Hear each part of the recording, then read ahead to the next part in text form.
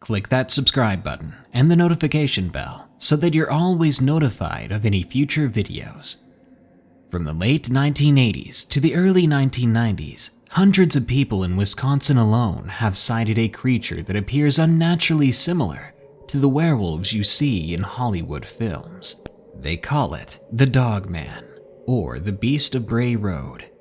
What many people don't know, though, is that hundreds more people throughout the globe have been seeing something similar for years now. So, here are 10 real sightings of the Dogman. If you want your story in a video like this one, you can post it on darknessprevails.org. Thank you. Attacked by a Werewolf by LeoWildWolf. The story takes place in Southern California on my grandparents' property. Their place is about 4 acres big, and their house is close to the road. This encounter happened when I was 6 or 7. I used to visit my grandparents every 2 weeks on the weekend. It was a 3-hour drive from my house through the desert. My dad and I always took our old F-250 Ford truck, and my dad would sometimes buy me things like toys or video games when we visited. This is an important detail to the story. That day, my dad bought me a Nerf gun, and when we arrived, he told me to leave it in the truck for the day. We made it there at around 6 in the afternoon in the winter, so there was still about half an hour of daylight left. We ate dinner inside, and I began to play with toy cars that my grandpa let me play with when we visited. At one point, I asked my dad to see the keys to the truck so that I could show my grandpa the plastic rifle I had. My dad answered with a simple "sure" and handed me the keys from his pocket. Our truck was parked about 30 feet from the house. My grandparents' house is elevated about 5 feet off the ground with a porch that had 2 entrances, which was also elevated. There was a fence to keep people from falling off the porch, which was pretty old and would creak if you leaned against it. With the full moon out that night, it was bright, and it was particularly windy. It was around 9:30 when I went outside to retrieve the blaster, and my dad chatted loudly with my grandparents, who only spoke Spanish. I began walking to the truck nearby when I heard rustling in the nearby plants, which I thought nothing of because of the abundance of small animals in the area. Assuming it was a squirrel or rat, I went right to the truck and opened the door. I struggled to find the rifle, so I sat back down in the side passenger seat and looked out the window. Had I not climbed inside, I may not be here today to write this story. Because that's when I saw it, creeping in the tree line, keeping an all too close eye on me. It appeared hairy and had dark yellowish eyes that peered back at me. Its fur was black, with a tinge of red, and it blended unnaturally well with the plants. When I had noticed it, it came running right toward the truck. I slammed the door and locked it. I looked up from the locking mechanism, and I peered through the window only to see that the thing was gone. But I knew that it wasn't really gone, so I waited for my dad to come outside to get me. I was little, so I didn't think of honking the horn. Instead, I waited. I waited for a long 20 minutes, I think, when suddenly the car began to shake. It rocked back and forth, the entire truck, but I could not tell where the creature was. I then heard loud scratching coming from the outside from the rear of the truck, followed by a loud thud on the side window, a tap, then another light scratching sound. They say that these encounters make grown people feel like children. I felt like I was going to pass out from sheer fear. What I saw next made me feel paralyzed. I looked up and I saw this wolf-like thing staring at me with dark yellowish eyes. It growled loud enough to be heard from inside the truck, drool dripping from its mouth. I first thought it was a bear looking at me from the trees, but as it peered into the window, I thought it was a wolf. When I looked at its arms and the way it looked into the truck, I wasn't sure what it was. Its paws were more like hands, and it simply observed me from the side of the truck. It stared at me for a lifetime as I hid in my dad's truck. I felt helpless, even though I was close to my family. They knew nothing about the creature inches from me, threatening my life. Looking back on it, something that size could have easily smashed the window. Maybe it knew my family was inside, and it was trying to stay quiet. I feel nothing but dread writing this, looking back on it. If it had broken the window, no alarm would sound, and who knows if there would even be any remains that my family would have found of me. It ran away on 2 legs very fast. It looked back and made what looked like a terrifying smile. I noticed it had a long, bushy tail like a wolf's.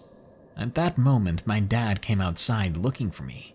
I didn't know what it was, so when he found me and asked why I was so afraid, I simply told him about my encounter with a bear. My dad saw the scratch and didn't really care. He was just worried about me. The story doesn't end there, however. Later on that night, the porch creaked and I could hear light footsteps outside as I slept alone in the living room. I could see it, the same creature, looking through the windows which were close to my toes, and the thing stared at me. It scratched at the glass as if measuring the density of it, then walked away. In the morning, the window was cracked.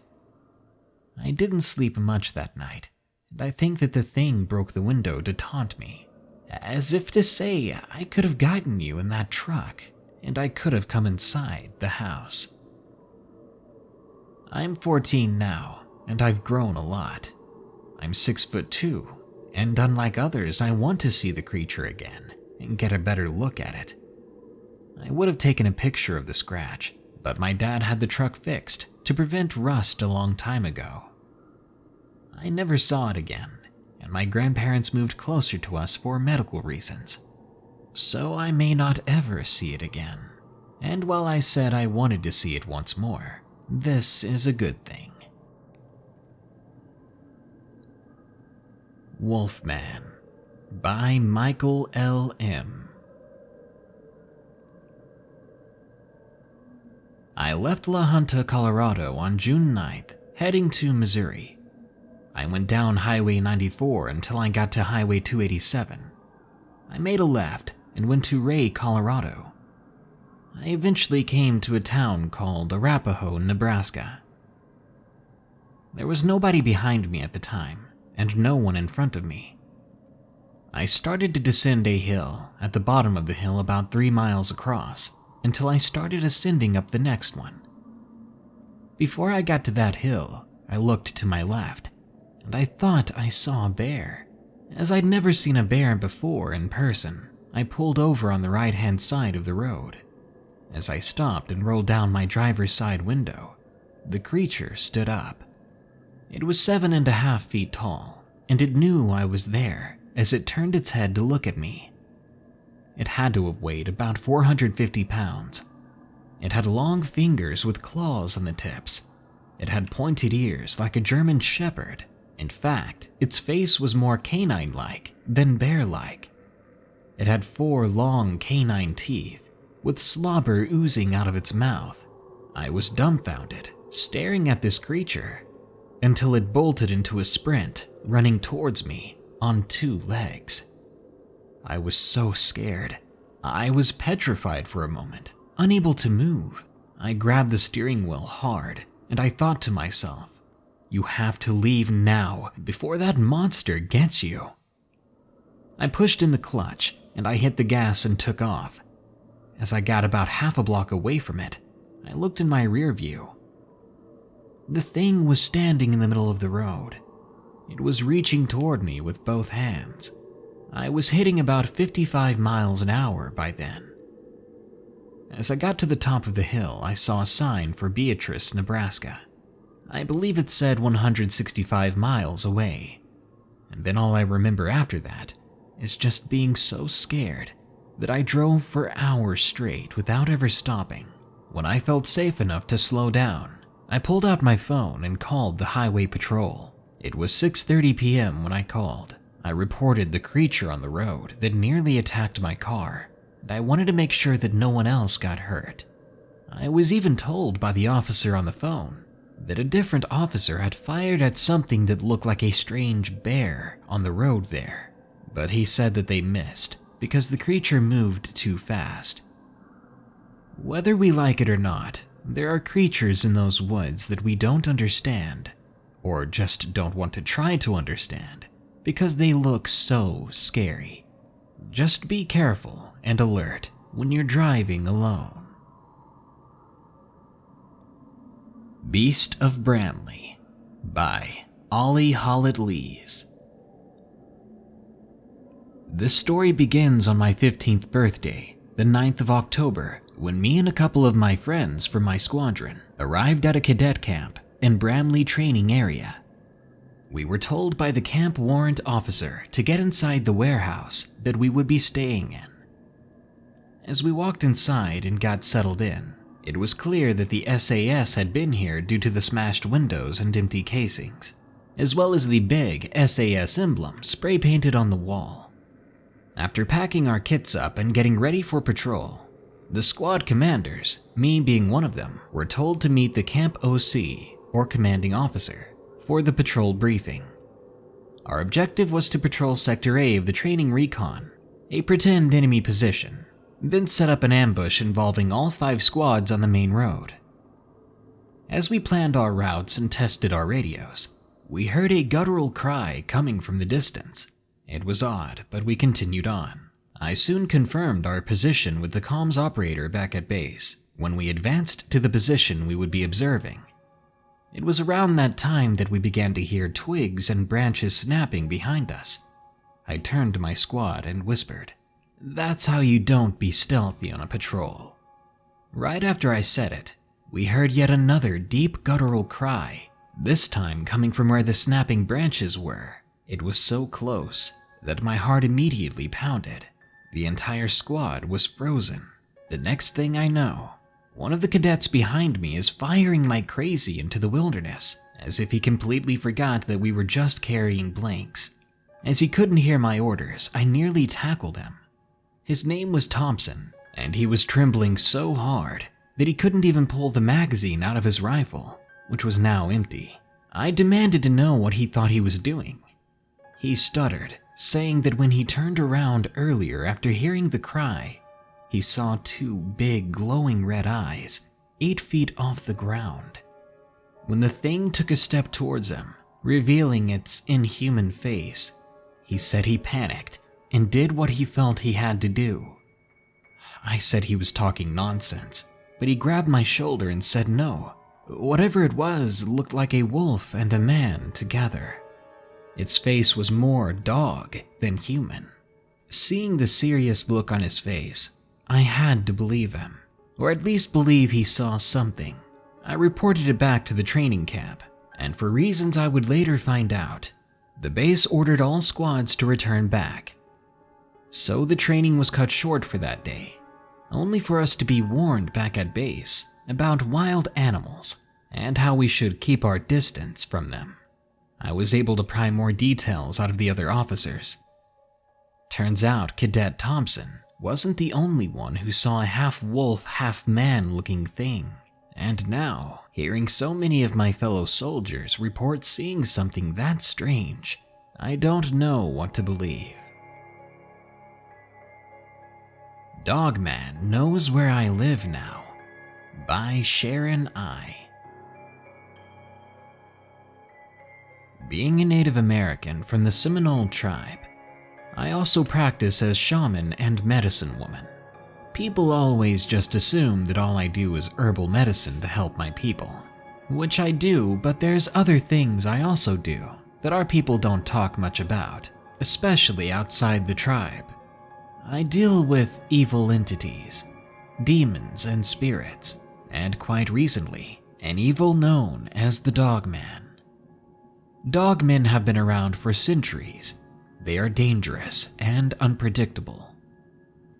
I received a call from an elder of our tribe recently, requesting my assistance to aid a family who was being harassed by a supposed dogman. I gathered my bag on a Thursday evening and arrived at their home, at which I had requested for no one to be there, so it was just me. The first thing I did was retrieve a bucket full of salt and ground up dogwood bark mixed together and proceeded to pour a line of it around the edges of the property. It is said that it holds the dogman at bay. Our tribe has handed down the rituals like this from shaman to shaman. I walked through the house after opening up all the windows and doors so the casting protection would flow everywhere. I started to beat my handheld drum to a beat as I sang out the ritual. As I entered the kitchen, I heard a high-pitched howl that sounded like an animal in sheer pain. I eased my way out and started scanning the edge of the backyard. The woods there were thick, and the setting sun made it look even more sinister. Then I saw movement to my right. There was something standing by an oak tree, with one massive paw around it, now studying these rituals and performing them. Compared to actually experiencing what you're performing them for, those are completely different things, and I was not prepared for witnessing something like this. The creature was about 6 to 7 feet tall, standing on 2 legs. Legs that looked like beefed-up German Shepherd's legs. The torso was built like a hairy man's chest and stomach, and the fur was a bit black, mostly brown with a touch of white here and there. Its arms were thick and built, defined like a weightlifter's, but the head was the most pronounced thing. It was exactly like a wolf's head, with 6 to 8 inch long pointed ears.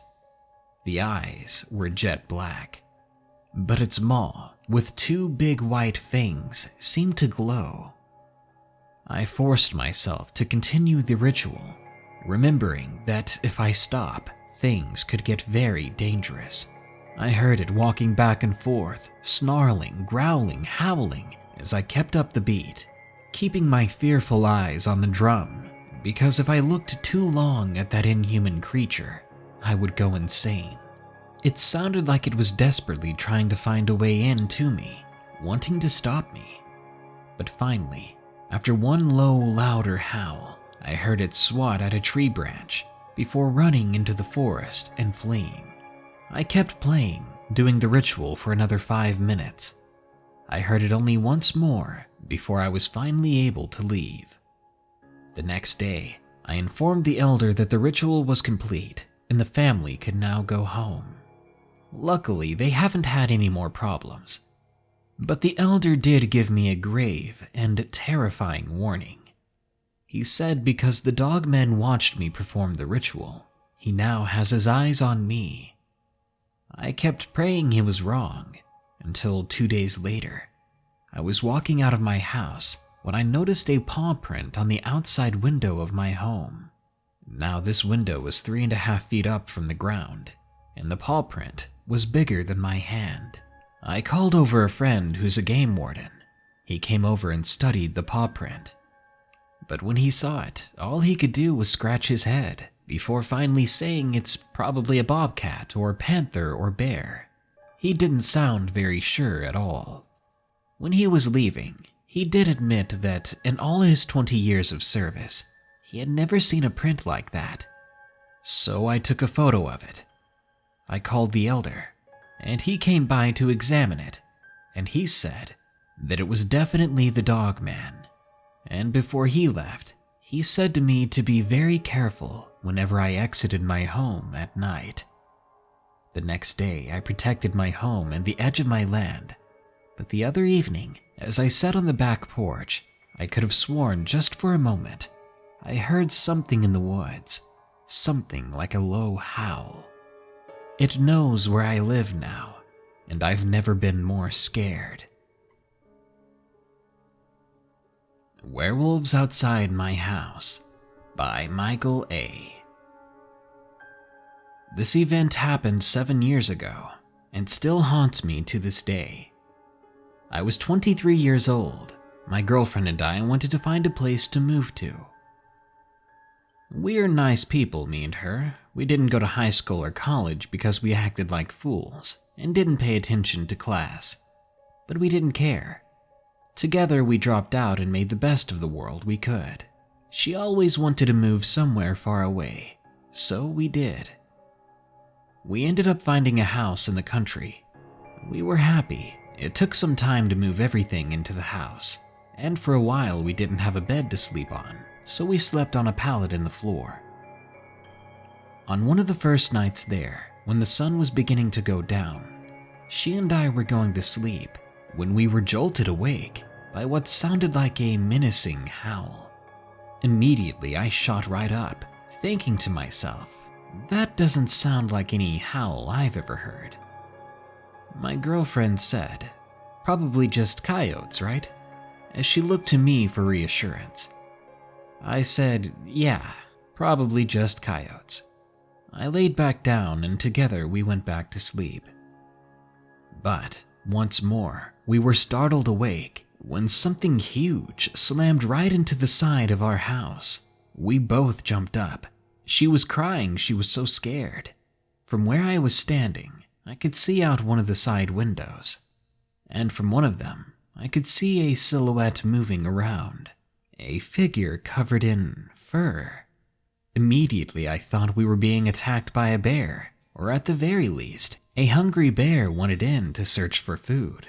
But then it stood up, standing upwards of 8 to 9 feet tall. Its ears were pointier than a bear's, and its build was much more slim. I was so horrified, my mind reeled. Was this a person I was looking at? Someone in a mask? But then the animal's face shot towards me, and it showed its teeth. That was no mask. I knew my girlfriend was seconds away from screaming, but before she could, 2 more creatures like the one before us appeared behind the first. They seemed to be just walking around, checking out the house, and from the sound of that loud bang, had probably tried to break inside. Just when I thought we were done for, we heard loud banging sounds coming from outside. It seemed to frighten those creatures. As their ears perked up, then they bounded off into the woods nearby. A few moments later, someone was knocking at our door. Believe me when I say I was almost too terrified to answer it, but after checking the window and seeing that it was a middle-aged man, I quickly answered it. The gentleman, without introducing himself, asked if my girlfriend and I were okay. I said yeah. I tried to stutter out a question, something like, did you see that? But he immediately nodded. Been seeing them out here for 12 years now, he said. To be frank, I don't know what they are. My girlfriend and I both decided that we needed to get out of that house.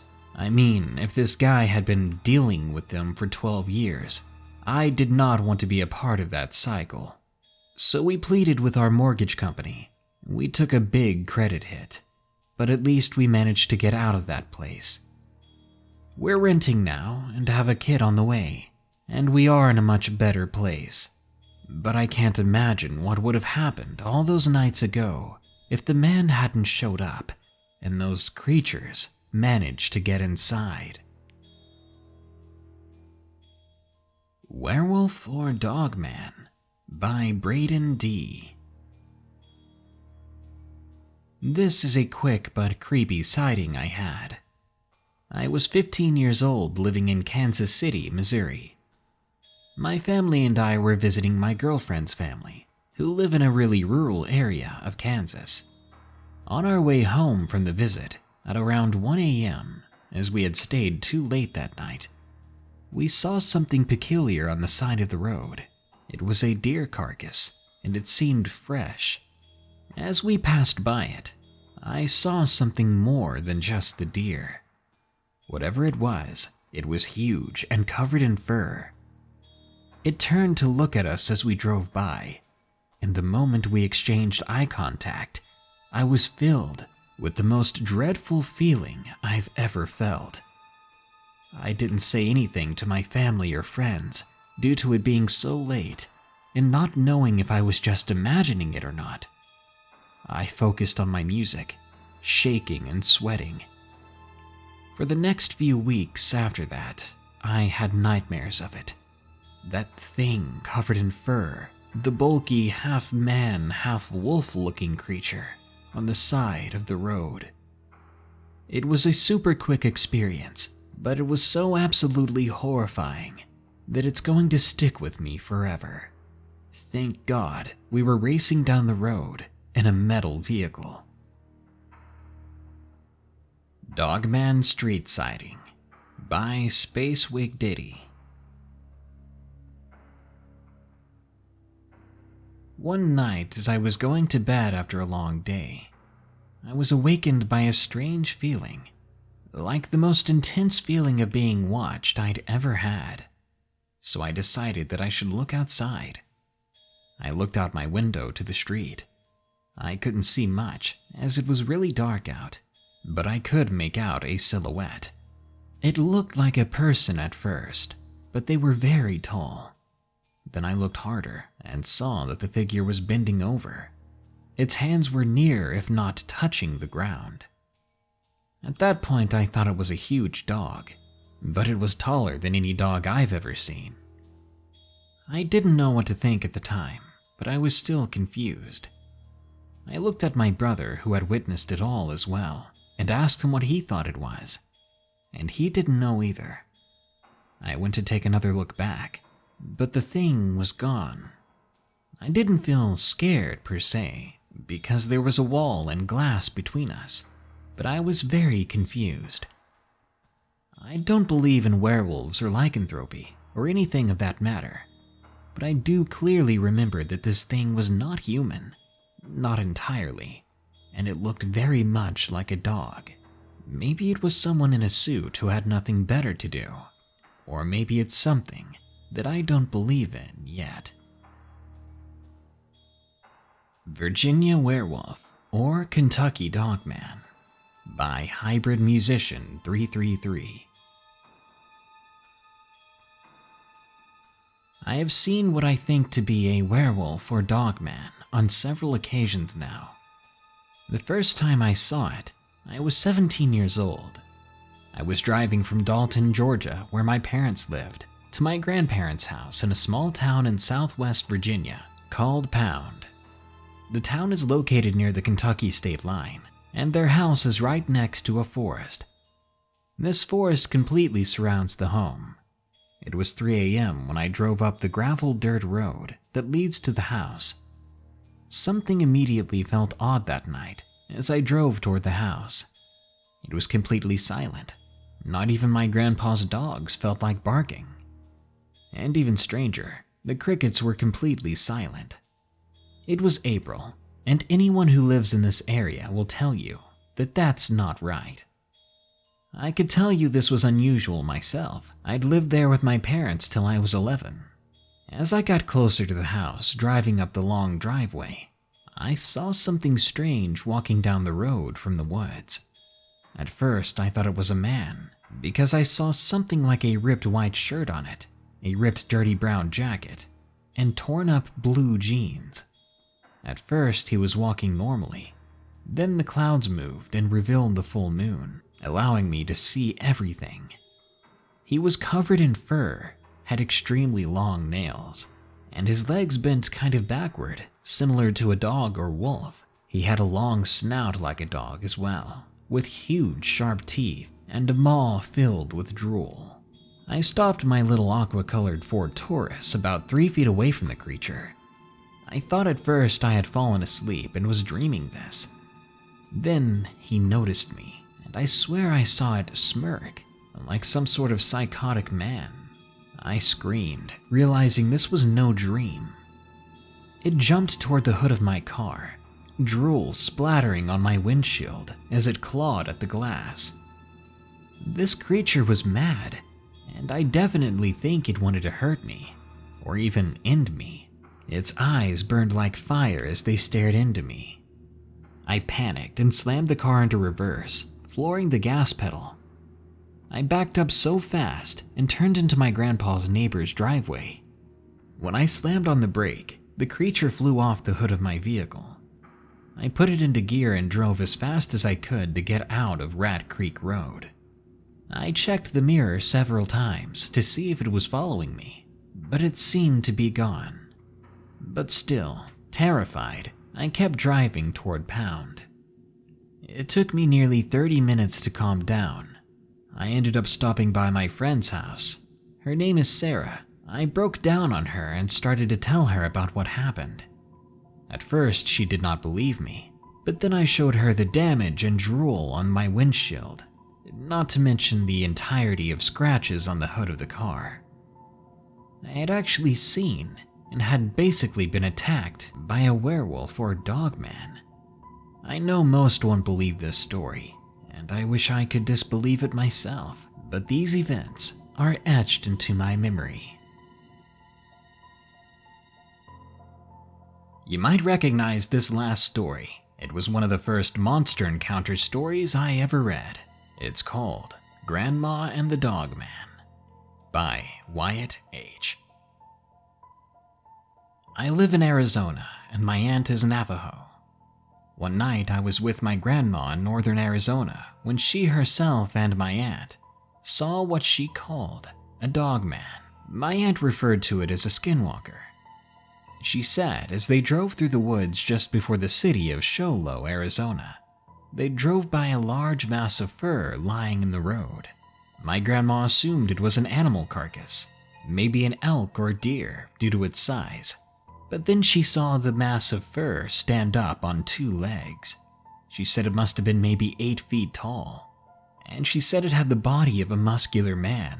Its hands had long dagger-like nails, but its head, she told me, its head was not human. My aunt said it had the head of a coyote, its eyes glowing a bright yellow. My grandma slammed on her brakes, and it just looked at her, and with one step it was off the road and gone in the darkness of the pine trees. She said it was the most terrifying thing she'd ever seen, and she'll never forget it. Dogman Encounter by Freddy. I live on a 10-acre estate in a heavily wooded area. One night, at about 11:30 p.m., I drove my truck behind the backyard of my house. It was dark that night, but something felt wrong. It was extremely quiet. Now I have an open shed near my fence line, and there was a tall, dark figure standing there. I shone my flashlight at it, and its eyes glowed back like yellow amber. The figure stood about 7 feet high, and it looked at me with anger, like it didn't want to be seen. I yelled at it, thinking it was a trespasser. Well, whatever it actually was not impressed. It began walking toward my truck. It was about 70 feet away from me. I got back in my truck quickly and backed up to my round driveway to the front of the house. I ran inside and went upstairs to my room. I went to my bedroom window, shining my flashlight outside, and the figure was still looking right at me. I was frightened, but decided to ultimately wait it out. In the morning, I went outside. The creature was gone, but my barn cats were missing as well. I checked with my neighbors, and it turns out on the same night, something ate almost all their chickens. These days, things are different.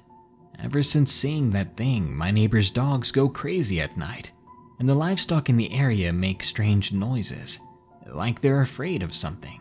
This happened in 2005, and I haven't seen it again.